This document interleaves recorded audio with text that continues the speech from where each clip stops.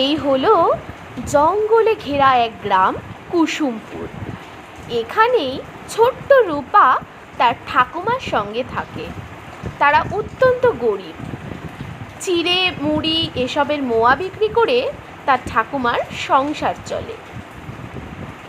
আর সেই গ্রামের শেষ প্রান্তেই একটা শেওড়া গাছ ছিল। সেই গাছে থাকতো একটা শাকচুন্নি। একদিন ছোট্ট রূপা তার ঠাকুমাকে বলল, আচ্ছা ঠাকুমা, ওই শাকচুন্নিটা ওই শেওড়া গাছে বসে থাকে, আর আমি যখনই যাই আমাকে খালি ভয় দেখায়, মাছ মাংস এটা ওটা খেতে চায়। কিন্তু আমরা তো গরিব, বলো, আমরা মাছ মাংস কোথায় পাবো? আমাদের তো চিড়ে মুড়ি মোয়া এসব বেচে সংসার চলে, কিন্তু আমি ওখান থেকে গেলে আমাকে শুধু ভয় দেখায়। আমি কি করব বলো তো ঠাকুমা? এই কথা শুনে ঠাকুমা বলল, আহা বাছা, অত ভয় কেন পাচ্ছিস?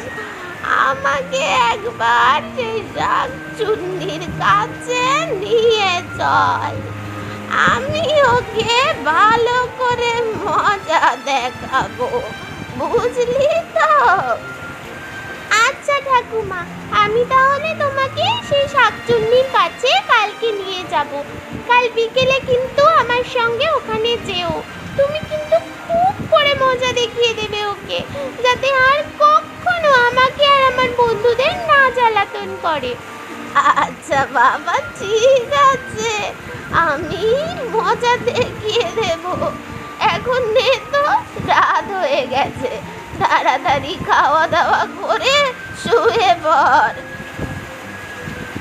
পরদিন সকাল হতেই রূপা তার ঠাকুমাকে নিয়ে চলল সেই শেওড়া গাছের দিকে। সেই শেওড়া গাছের সামনে তারা যখনই গেল, তখনই তারা শুনতে পেল,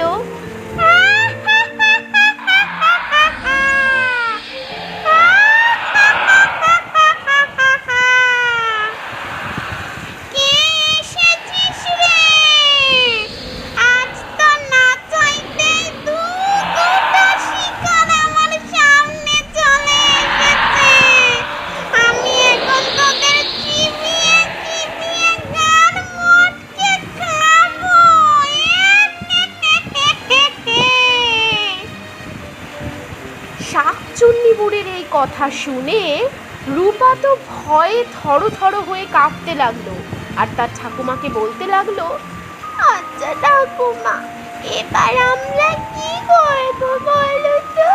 শাকচুন্নি আমাদের কিভাবে ভয় দেখাচ্ছে বলো? এই কথা শুনে তার ঠাকুমা বলল, আচ্ছা দাঁড়া না, ভয় পাস না, আমি এক্ষুনি ওইটাকে মজা দেখাচ্ছি। বলি, ও শাকচুন্নি, আমার নাতনিকে ভয় দেখানো, তুমি আমাকে চেনো না, তোমার কি চাই সেটা বলো।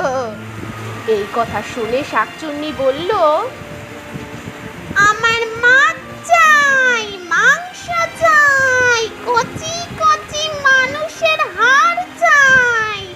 যদি দিতে পারিস তাহলেই তোদের এখান থেকে যেতে দেব, না হলে তোদের খেয়ে ফেলবো। এই কথা শুনে ঠাকুমা বলল, আচ্ছা বাবা, তুই মাছ মাংস সব পাবি, আগে আমার হাতের এই নাড়ু মোয়া খেয়ে দেখ দেখি। এই কথা শুনে শাকচুন্নি বলল, আমাকে ভোলাতে শনি বুড়ি, আমি এসবে ভুলছিনি, আমি এসব খাই নে, আমার মাছ মাংস মাছের মুড়ো এইসব চাই। আরে বাবা, ওসব পরে পাবি, এখন তো এটাকে একবার দেখ। বুড়ির এত অনুরোধ শোনার পর শাকচুন্নি সেই মোয়া মুরগি খেতে রাজি হলো এবং যেই না মুখে দিল, আহাহাহাহা! এ তো ভীষণ স্বাদ! কি করে বানিয়েছিস রে বুড়ি? আমার তো পরম তৃপ্তি হলো এসব খেয়ে। এই কথা শুনে ঠাকুমা বলল, কি বলেছিলাম তোকে, তোর ভালো লাগবে? ভালো লাগলো তো? তারপর রূপা স্বস্তি পেল আর ঠাকুমাকে বলল, আচ্ছা ঠাকুমা, এবার কি তাহলে শাকচুন্নি আমাদের ছেড়ে দেবে? ঠাকুমা বলল, আলবাত দেবে, কেন দেবে না?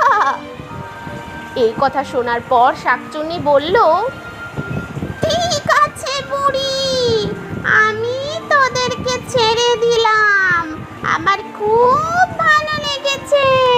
তোদের এই মাছ মাংস থেকেও এই মুড়ি মুড়কি আমার ভীষণ ভালো লেগেছে। ঠিক আছে, তোরা এবার শান্তিতে বাড়ি চলে যা।